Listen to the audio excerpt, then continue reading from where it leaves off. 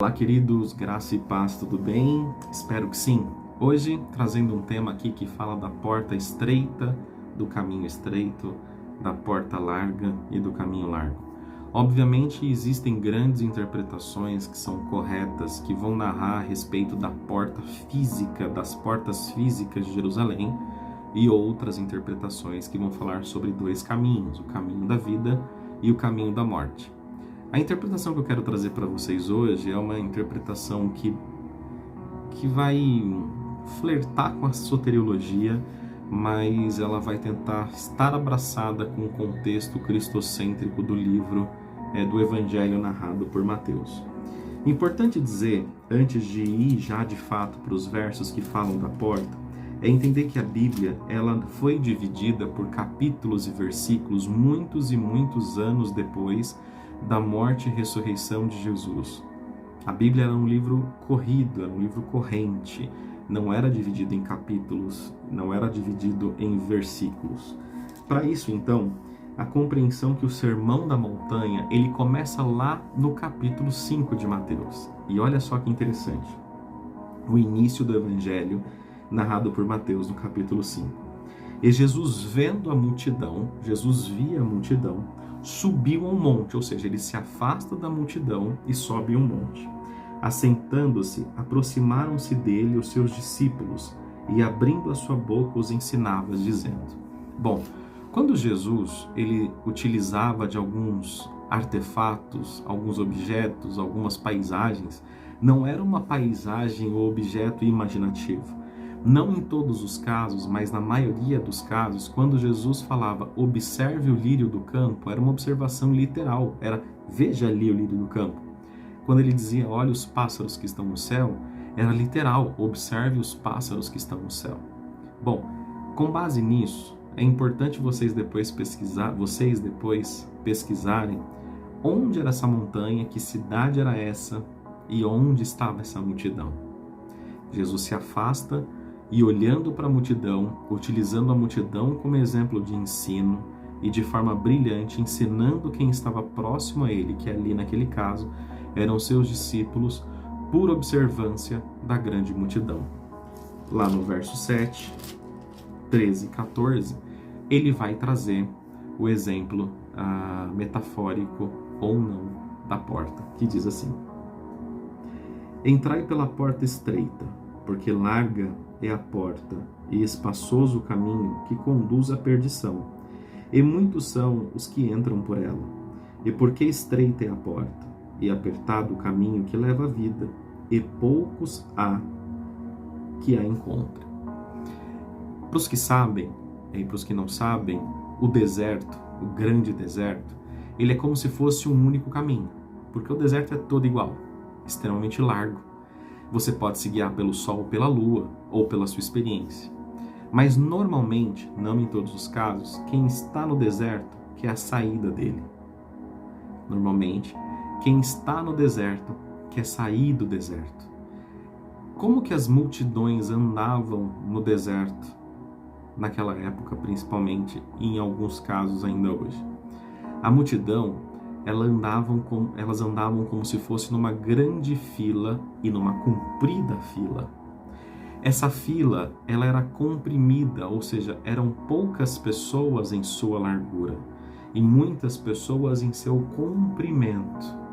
Isso tornava aquela grande fila como se fosse uma trilha estreita, o caminho estreito. Então, o exemplo no deserto de caminho estreito é uma fila direcionada, enfileirada e organizada por uma mesma direção. A palavra estreita tem o seu tronco no latim, que significa um caminho sem curva, um caminho reto. E biblicamente falando, quem é o caminho? Jesus um dia disse: eu sou o caminho, eu sou a verdade e eu sou a vida. Jesus também diz que ele mesmo é a porta.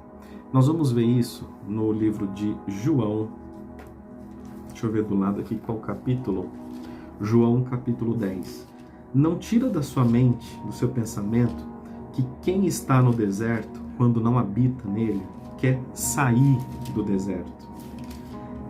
Ele não quer permanecer no deserto. Capítulo 10 do livro de João, versículo 9. Eu sou a porta. Se alguém entrar por mim, salvar-se-á, e entrará, e sairá e achará pastagem.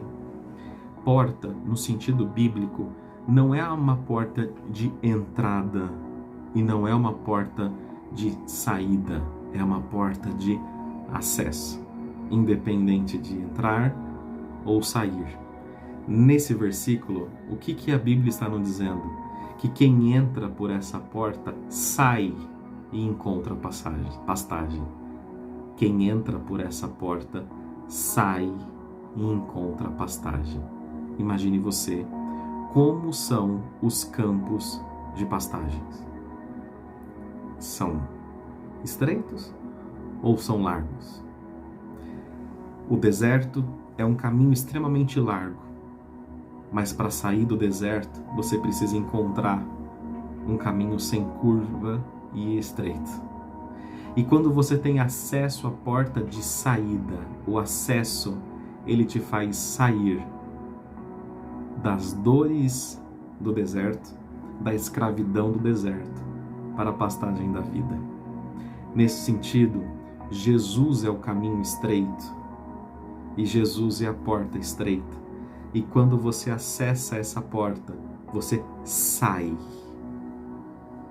do seu ponto de escravidão e encontra belas e grandes pastagens. O interessante é que numa passagem sobre porta estreita no Evangelho de Lucas, as pessoas perguntam para Jesus: Jesus, Jesus, mas quem há de se salvar? Mas quem há de se salvar? No original, e também no nosso português, isso é um particípio ativo, que diz o seguinte, se fosse traduzido de forma correta, seria assim: Jesus, quem vai se salvar aqui? Porque é um particípio presente. As pessoas estavam preocupadas com aquele momento. E Jesus, numa resposta, ele deu uma abrangência muito grande sobre a salvação através da porta. Nesse caminho estreito, você não vai conseguir andar enfileirado se você estiver cheio de bagagem.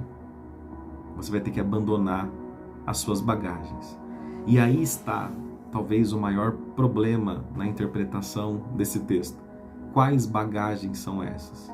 Normalmente essas bagagens são interpretadas como os usos e costumes de algumas igrejas, de instituições, de algumas culturas, e essa talvez era a grande briga de Jesus aqui em Mateus com relação aos fariseus e religiosos.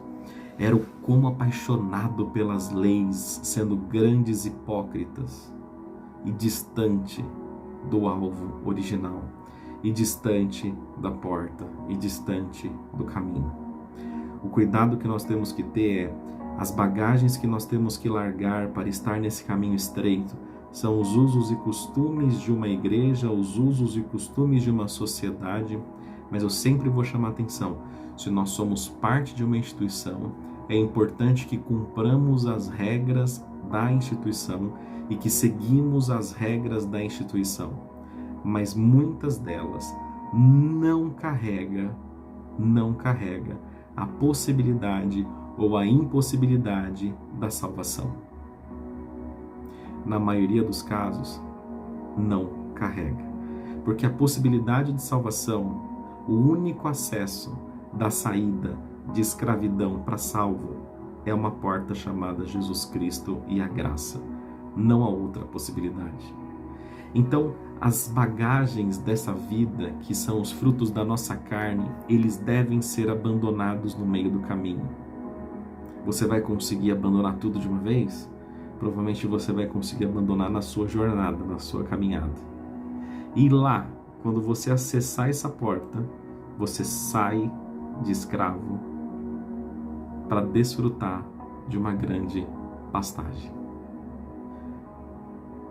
Note uma coisa, você não vai conseguir se enquadrar 100% nos ditames, nas regras, nas orientações de costume muitas vezes.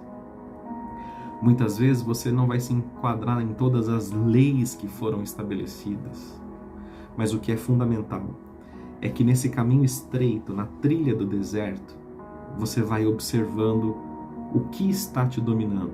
São as obras da carne ou o fruto do Espírito? E quanto mais próximo do fruto do Espírito, quanto mais próximo da porta, mais visível será as grandes pastagens que se aguardam. Estreito é o caminho, estreita é a porta, mas quando você sai por ela, a pastagem é belíssima. Hashtag pensar, até o próximo.